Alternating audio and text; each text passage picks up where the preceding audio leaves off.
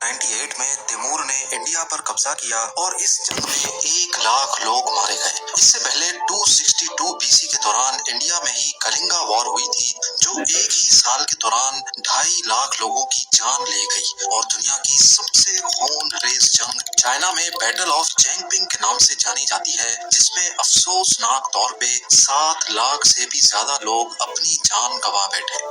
इंसानों की हिस्ट्री में झांका जाए तो पिछले 5000 सालों में करीब 10,624 अलग अलग बैटल्स लड़ी जा चुकी हैं। इनमें से ज्यादातर बैटल्स या जंगों का सिर्फ एक ही मकसद रहा है और वो है ज्यादा से ज्यादा जमीन पर कब्जा करना। तारीख गवाह है कि जमीन पाने के लिए हम इंसान ना ही किसी का खून बहाने से डरते हैं, ना बच्चे देखते हैं, ना बूढ़े, और हत्ता के दुनिया का सबसे खतरनाक हथियार भी इस्तेमाल करने में कोई झिझक नहीं रखते। पर इसी सब के बीच जमीन का एक ऐसा टुकड़ा भी है जो हर 6 महीने में बगैर किसी खून खराबे के, एक भी गोली चले बगैर अपनी कंट्री चेंज करता है। ये कोई दूर दराज वीरान बयाबान जमीन का टुकड़ा नहीं, बल्कि यूरोप में आबादी से भरे इलाके के बीच में मौजूद है। हम बात कर रहे हैं फ्रांस और स्पेन के बॉर्डर पे मौजूद इस आइलैंड की, जिसको फीजेंट आइलैंड कहा जाता है। पर सवाल ये है कि फीजेंट आइलैंड साल में 2 मरतबा अपनी टेरिटरी कैसे और क्यों बदलता है। जेएमटीवी की वीडियोस में एक बार फिर से खुशामदीद।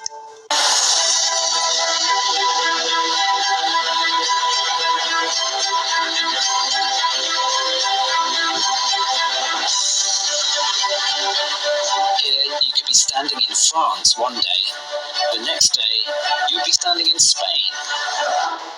नाज़रीन, फ्रांस और स्पेन को बिडासुआ रिवर ने डिवाइड किया हुआ है। वैसे तो रिवर का ज्यादातर हिस्सा स्पेन की टेरिटरी में आता है, लेकिन अटलांटिक ओशन में गिरने से 15 किलोमीटर पहले ये रिवर इन दोनों कंट्रीज के दरमियान इंटरनेशनल बॉर्डर का किरदार अदा करती है। इसी रिवर के बीच में स्पेन के शहर इरोन और फ्रेंच सिटी ऑन्डाई के करीब ये छोटा सा फीजेंट आइलैंड मौजूद है।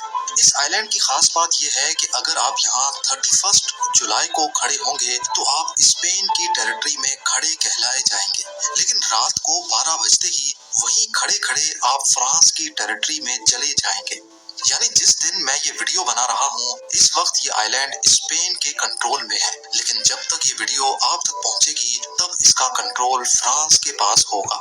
6,800 स्क्वायर मीटर बड़ा ये आइलैंड 1 फरवरी से लेकर 31 जुलाई तक स्पेन के पास होता है और फिर 1 अगस्त से लेकर 31 जनवरी तक ये फ्रांस के कंट्रोल में रहता है।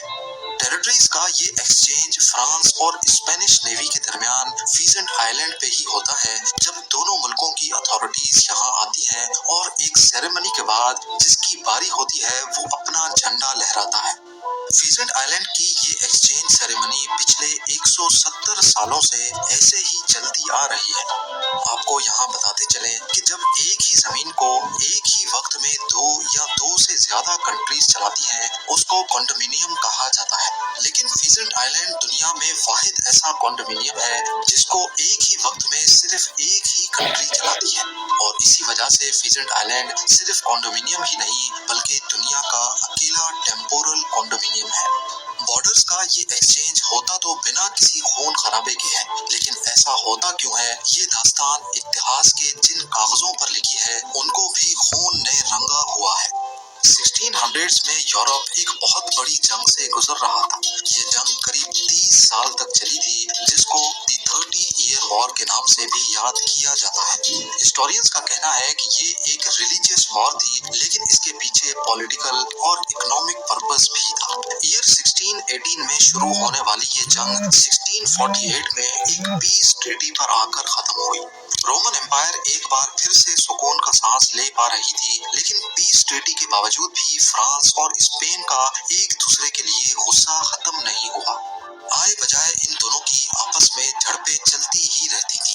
फिर 11 सालों के बाद 1659 में इन दोनों ने भी आपस में एक अलग पीस ट्रीटी साइन कर ही ली, जिसको पेरेनीज ट्रीटी या फिर पीस ऑफ द पेरेनीज भी कहा जाता है। मैप पे देखा जाए तो पेरेनीज एक बहुत बड़ी माउंटेन रेंज है जो स्पेन और फ्रांस को दो हिस्सों में डिवाइड करती है। इसी माउंटेन रेंज के नाम पे इस पीस ट्रीटी का नाम रखा गया था।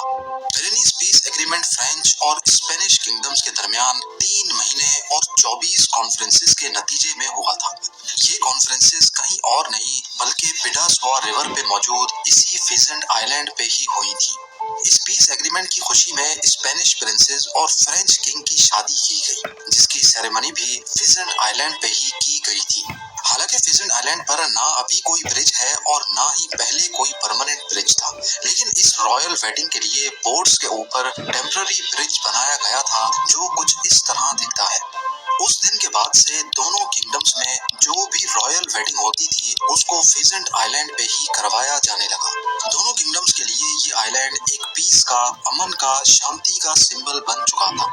पर इस पेरेनीज पीस एग्रीमेंट में फिजेंट आइलैंड की कस्टडी के बारे में कोई चीज तय नहीं हुई थी।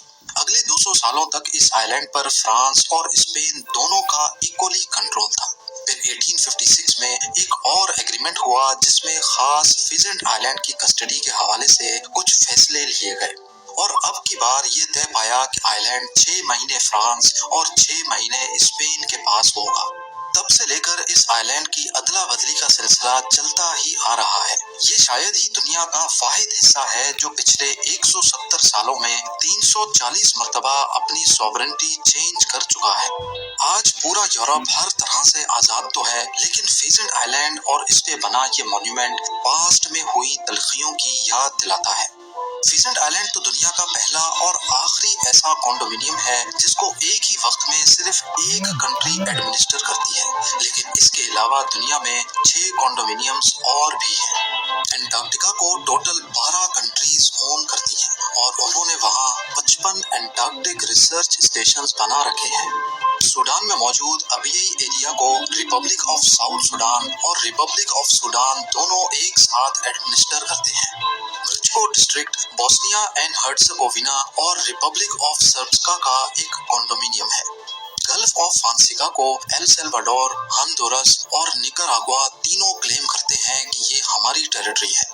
कोलंबिया और जमाइका कैरेबियन सी के इस हिस्से को आपस में शेयर करते हैं। क्या है कि जिन कंट्रीज पर समंदर लगता है उनके पास समंदर का 200 नॉटिकल माइल्स का एरिया होता है जिसको एक्सक्लूसिव इकोनॉमिक जोन कहते हैं। कोलंबिया और जमाइका क्योंकि आपस में करीब है, इसी वजह से इनका इकोनॉमिक जोन आपस में ओवरलैप कर रहा था। तभी उन्होंने फैसला किया कि बीच के पूरे कैरेबियन सी पर दोनों का हक होगा। लेक कॉन्स्टेंस पर ऑस्ट्रिया, जर्मनी और स्विट्जरलैंड तीनों का राज है। और आखिर में मोजिल रिवर, इसमें मौजूद ब्रिजेस और 15 के करीब छोटे आइलैंड्स को फ्रांस, जर्मनी और लक्समबर्ग ने मिलकर कॉन्डोमिनियम डिक्लेयर